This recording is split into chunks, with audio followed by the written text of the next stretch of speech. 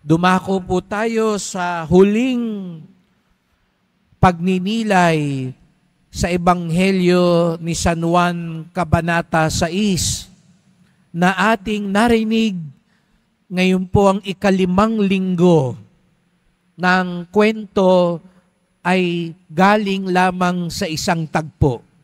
Bihira lamang po mangyari yon na sunod-sunod na linggo, isa lang ang tinalakay. Si Jesus ang tinapay ng buhay. Kung matatandaan po ninyo, nagsimula ito doon sa himala ng pagpapakain ng lagpas 5,000 tao sa pamamagitan lamang ng 5 tinapay at 2 isda. At dahil sa himalang yon, sumikat si Jesus sa Nazareno, pinagkaguluhan, hinanap, hinabol ng mga tao. Ngunit tumanggi si Jesus. Sa katunayan, iniwan niya yung mga tao sapagkat hindi siya naintindihan. Hindi yung tinapay ang inaalok ni Jesus. Gusto siyang gawing hari. Pero ayaw yun ni Jesus sapagkat ayaw niyang gawing hari dahil lamang sa tinapay. Hindi siya panador. Hindi siya bakery. Hindi siya tagapagbigay lang ng ayuda. Kung sa atin, ang binoboto natin yung maraming bigay na ayuda, ang unang panuntunan natin yung maraming abot. Hindi ho ganyan ang kalakaran ni Jesus sa Nazareno. Hindi dinadaan sa abutan, hindi yung leader na maraming paayuda. Iba ang nais niya, ang tingnan natin. Sino ba ang tunay na marangal? Sino ba ang tunay na mabuti? Sino makapaghahatid sa kaligtasan? Pero matigas ang ulo ng mga tao. Hinabol pa rin siya. Pero anong sabi ni Jesus sa Nazareno? Hindi naman talaga ako ang gusto nyo eh. Yung tinapay. Hindi naman talaga akong hinahabol nyo eh. Yung hinihingi nyo sa akin. Hindi naman talaga akong sadya nyo eh. May kailangan lang kayo sa akin. Magandang pagninilay po yan. Hindi lang yan tinatanong ni Jesus sa Nazareno sa mga tao noon. Ngayon din tinatanong sa atin yan. Hindi lang yata ako hinahanap nyo eh. Kung hindi ka siguro nag-a-apply ngayon, hindi ka nagtetest ngayon, hindi ka may problema ngayon, wala ka dito eh. Ano kaya ang sagot natin? Kaya sabi ni Jesus sa Nazareno, huwag yung binibigay kong hanapin nyo, ako ang hanapin ninyo. Huwag yung tinapay na mauubos din, matutunaw din yan, magugutom ka rin, pagkalipas lang ng ilang oras, ako ang tinapay ng buhay. Kaya nga't nung isang linggo, sabi ni Jesus sa Nazareno, ang sino mang kumain ng aking laman, uminom ng aking dugo, siya ang mabubuhay ng walang hanggan. Siya ang tunay na naniniwala sa akin.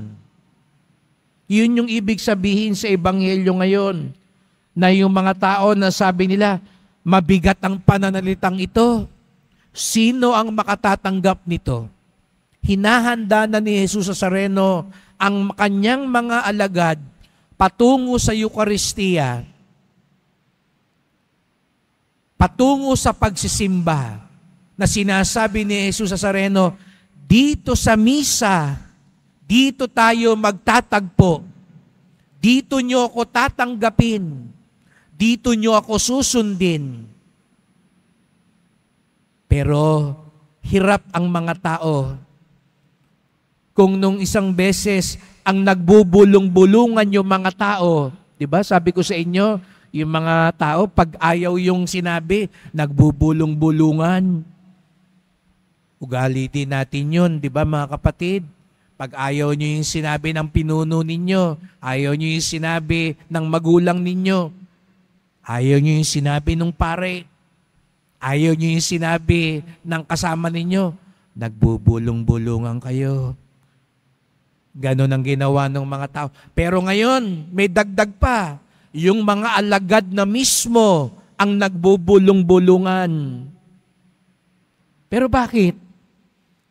Hirap sila matanggap ito. Hirap sila na paano nga ba kakainin ng katawan ni Jesus? Paano iinumin ang kanyang dugo? Pero matatandaan ninyo, pagdating sa huling hapunan, mamaya uulitin natin ang mga salita ni Jesus Nazareno. Anong sabi niya noon? Nung kinuha niya ang tinapay, ito ang aking katawan. Nung kinuha niya yung kalis, ito ang aking dugo. Kaya mamaya, pagtanggap natin ng komunyon, ito ang katawan ni Jesus Nazareno. Lagi ko sinasabi sa inyo, mas mahalaga ang sakramento ng komunyon kahit sa anuman. Ang imahe, ginagalang natin. Pero tanda lang yan ni Jesus Nazareno. Parang letrato yan. Pero yung katawan, yung mamaya, yan mismo si Jesus Nazareno. Kung galang na galang tayo sa imahe, lalo na pag nasa andas na yan, mas dapat higit pa ang paggalang pag tumatanggap ng banal na komunyon. Pag dumadalo sa misa, pag dumadaan ng andas, lahat tayo humihinto, tumataas ang kamay, nakatingin sa Kanya. Abay, dapat, pag nagmimisa tayo, tigil ang lahat. Sa Kanya tayo nakatuon. Dahil mas mahalaga ang Jesus na matatagpuan natin sa altar kaysa sa Jesus sa andas, kaysa sa Jesus sa taas ng altar. Sapagkat ito ang tunay na katawan at dugo ni Jesus. Kaya nga alam niyo po ba sa simbahan, ang unang 1,500 taon, ang lahat ng mga Kristiyano naniniwala na tuwing nagsisimba, tinatanggap nila ang katawan ni Kristo. Hindi tanda. Tandaan niyo po yun, no? Nung unang 1,500 taon, isa lang ang paniniwala ng lahat ng mga Kristiyano. Yung pinaniniwalaan nating ngayong mga Katoliko na katawan ni Kristo. Nagbago lamang po nitong 500 taon na merong hindi naniniwala na yung tinapay, ay, hindi talaga katawan ni Kristo yan. Simbolo lang yan. Kunwari lang. Parang katawan ni Kristo lang yan. Hindi po yun. Ang nangyari nung unang 1,500 taon ng simbahan, mula ng panahon ng mga apostol, naniniwala sila, katawan ni Kristo. Kaya mamaya maririnig nyo kami ng mga lay minister, hindi namin sabihin, simbolo ng katawan ni Kristo, parang katawan ni Kristo, tanda ng katawan ni Kristo. Hindi. Kung ang imahe ng Pong Nazareno, tanda ni Kristo, yung mamayang tatanggapin nyo sa komunyon, katawan ni Kristo. Kaya't ito yung tinatanggap natin. Pero mga kapatid, anong nangyari sa Ebanghelyo? Mahirap, sabi nila. Mabigat. Ano ba yung mahirap? Ano ba yung mabigat? Sabi ko nga ho sa inyo, pinaniwalaan naman ito pagkatapos ng mga Kristiyano. May 2 bagay daw po yung mahirap. May mahirap maunawaan, merong mahirap tanggapin. May mga bagay-bagay na hindi natin masunod dahil mahirap maunawaan. Pero aminin natin, may mga bagay-bagay naman na hindi natin sinusunod, hindi dahil mahirap maunawaan, kundi dahil mahirap tanggapin. Minsan sasabihin natin, mahirap yan, hindi kaya yan, hindi pwede yan. Pero sa totoo lang, alam nyo ang totoo? Alam dahilan? Mahirap sundin yan. Ayokong sundin yan. Tinatanggihan ko yan. Ganon ang nangyari kay Jesus Nazareno. Tinanggihan siya, hindi dahil hindi maunawaan. Kaya nga, para silang, katawan niya, kakainin natin. Nakuha nila eh. Pero sa bandang huli, tinanggihan nila. Ngayong araw na ito, mga kapatid, magandang magnilay. Ano bang dahilan bakit tayo tumatanggi? Dahil ba talaga hindi maunawaan? Hindi kaya? Hindi pwede? O ayaw lang natin? Matigas lang ang ulo natin at puso natin gaya ng pinakita sa Ebanghelyo ngayon. Minsan naman, alam natin na yung tama eh. Aminin natin, alam natin ang tama, pero bakit hindi pa rin natin ginagawa yung tama? Hindi dahil mahirap maunawaan. Kung hindi, ayaw lang din talaga. Mahirap tanggapin. Aminin natin, alam nating lahat. Hindi maganda yung magsinungaling. Sino sa atin ang natutuwa sa mga nagsisinungaling? Pero harap tayo sa salamin. Salamin, salamin, salamin. Sino sa atin ang nagsisinungaling? Bakit galit ka sa nagsisinungaling, pero ikaw, hindi ka nababagabag pag nagsisinungaling ka? Okay lang sa'yo pag ikaw ang nagsisinungaling, pero pag iba yung nagsinungaling sa'yo, nako, kainit ng ulo mo. Di po ba may kasabihan tayo, ang magnanakaw, galit sa kapwa magnanakaw. Bakit ganun? Bakit ka galit sa magnanakaw kung magnanakaw ka din?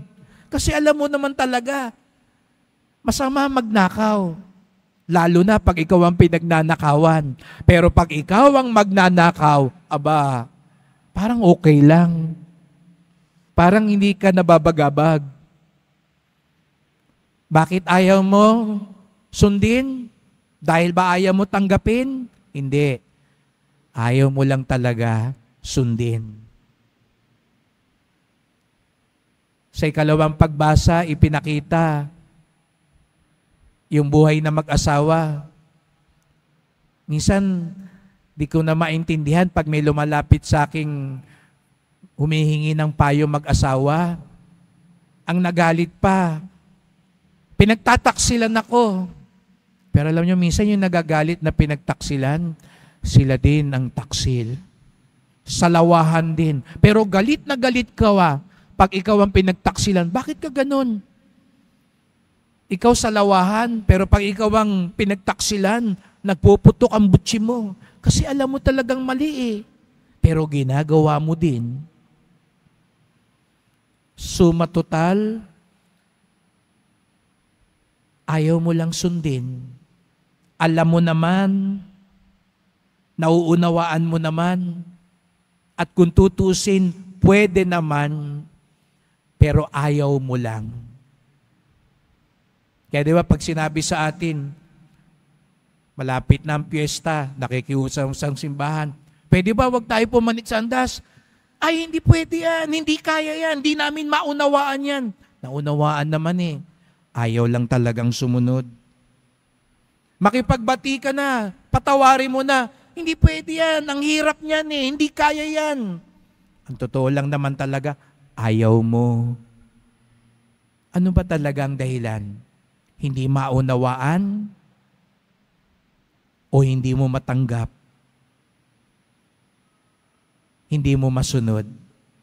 Kaya nga't napakaganda nung sinabi ni Joshua sa unang pagbasa. Sabi niya, kung kayo nahihirapang sumunod, nangangatwiran pa kayo, ako at ang aking angkan, susunod lamang sa Panginoon. Kaya yung mga taga-Israel, parang napaya, kaya sabi nila, kami din susunod na sa Diyos. Kasi sa bandang huli, ang tanong lang, susunod ka ba o hindi? Aminin natin, ang daming katwiran, katulad ng mga tao noon. Pero ang tanong lang, magpapakumbaba ka ba at susunod? Kaya nga't nakakalungkot, nag-umpisa yung kwento, lagpas 5,000 tao daw. Anong nangyari ngayon? Isa-isang umalis at tinalikuran si Jesus Nazareno. Bakit? Hindi dahil hindi nila maunawaan, kung hindi nila matanggap siya at masunod. Kaya't napakaganda ang tanong ni Jesus Nazareno na ngayon ay tinatanong niya sa lahat sa atin. Ang tanong niya sa 12, ibig din ba ninyong umalis? Isalarawan ninyo yung tagpong iyon. Parang ganito, lagpas pa dito yung taong karap ni Jesus Nazareno, isa-isa nagwo-walk out. Isa-isa umaalis. Kasi ayaw nilang sumunod kay Jesus na. At nagsalita sa harapan si Jesus Nazareno, tumingin sa kanyang mga alagad, aalis din ba kayo? Ano kaya yung pakiramdam ni Jesus Nazareno? Matapos kayong kumain, matapos kayong pagalingin, matapos kayong tulungan. Ngayong sinasabi ko, ito ang kailangang gawin. Isa-isa na kayong aalis kasi gusto ninyo, kayo ang masusunod. Pero anong sabi ni Pedro? Sana ito rin na maging sagot natin sa kanya ngayong linggong ito. Panginoon, kanino po kami pupunta? Nasa inyo ang salitang nagbibigay ng buhay na walang hanggan. Panginoon, mahirap po, mabigat po, pero kanino pa kami babaling? Hindi sa sarili namin, hindi sa mga sulsol at bulong-bulungan sa paligid namin. Sa inyo kami susunod, sapagkat nasa inyo ang buhay na walang hanggan. Kaya't sa pagpapatuloy ng misang ito, magdasal po tayo. Mahal na pong Jesus Nazareno, narito po kami. Nais naming sumunod sa inyo. Opo, maraming pagkakataon, mahirap sumunod sa inyo. Maraming tukso, maraming pagsubok, at minsan aminin namin gusto namin kami ang nasusunod. Kami ang magdidikta kung papaano kami susunod sa iyo. Kami ang mamimili kung anong dapat naming sundin sa inyo. Pero mahal na pong Jesus Nazareno, paalala niyo sa amin ang tunay na pagsunod, ang tunay na pagtanggap, sapagkat kayo ang tunay na dapat maghari. Kayo ang tunay na dapat mabuhay sa aming puso, sa aming tahanan, sa aming bayan. Kaya't mahal na pong Jesus Nazareno, narito kami, hindi lang dahil may hinihingi kami. Narito kami sapagkat kayo ang hinahanap namin, kayo ang minamahal namin, kayo ang aming tunay na susundin, anuman ang mangyari. Mahal na pong Jesus Nazareno, kaawaan niyo po kami, basbasan niyo po kami. Amen. Amen.